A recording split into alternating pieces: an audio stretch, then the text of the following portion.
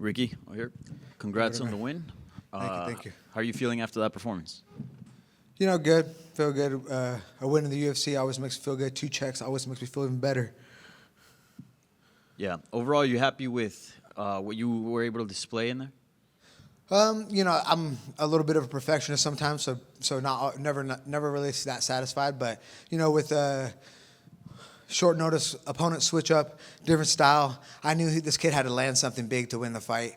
I knew I was overall better, so I had to stick to a game plan and and make it work.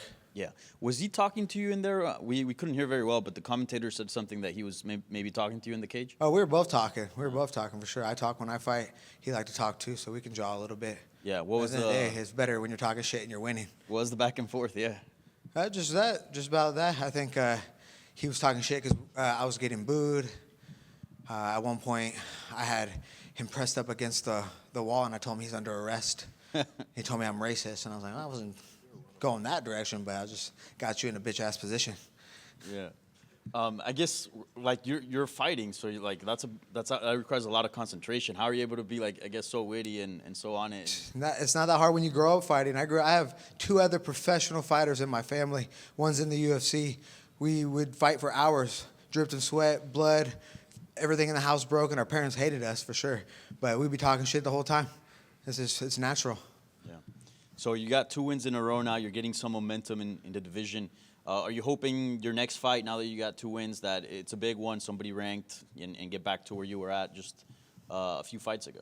Yeah, ultimately the goal is to be the UFC world champion, but I don't really care who they throw at me. I don't know what their plan is, but I think there could be a lot of fights that make sense for sure, whether it's right outside the top 15 or making that climb back in. Yeah. What are some of the names that you think make sense? I just got punched in the head a little bit, so I don't know who's matched up. I usually like to get a name and throw it out there, but with a kind of busy week with the opponent switch up and trying to dial in on what I wanted to do, I didn't really pay too much attention to that one. Yeah.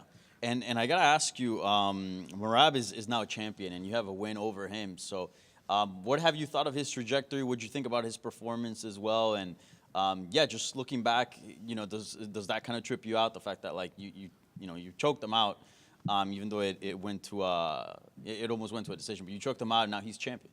Yeah, Merab and I knew we talked right after that fight, and I had a feeling. There's a couple guys I've had that feeling with, Merab, Montel Jackson. There's been a couple guys where I fought, and I was like, these guys are going to be around. They're so damn good, and it's awesome to see Merab's success and how comfortable he is as being a champion and being as dominant as he has been. But that just gives me all the confidence in the world, because I know I fought a lot of the best guys in this division, the champ included. So it just keeps me true to it. It's like I know where I belong. Yeah.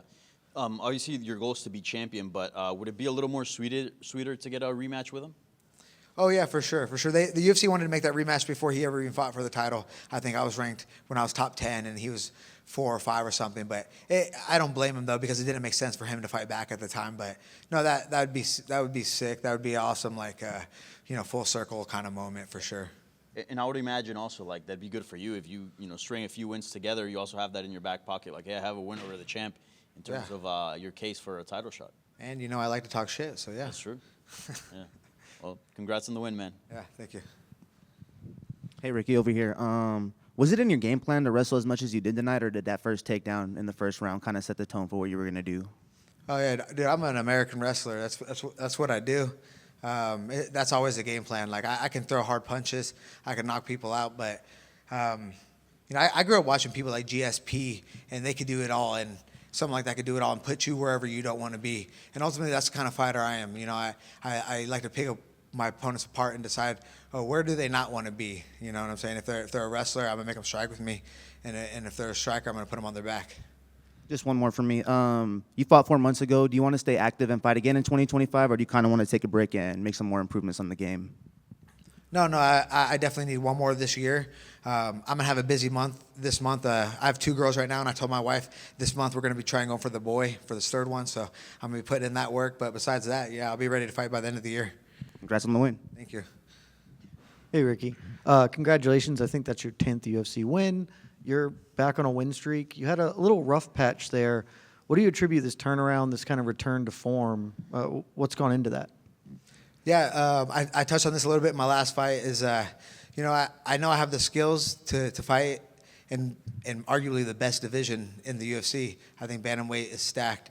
But it's just really just confidence. I think, that main event fight against Song kind of stole a little bit of confidence from me, and then I just was a little lackluster after that. But I'm just back to just being confident as hell and knowing what I can really do in there.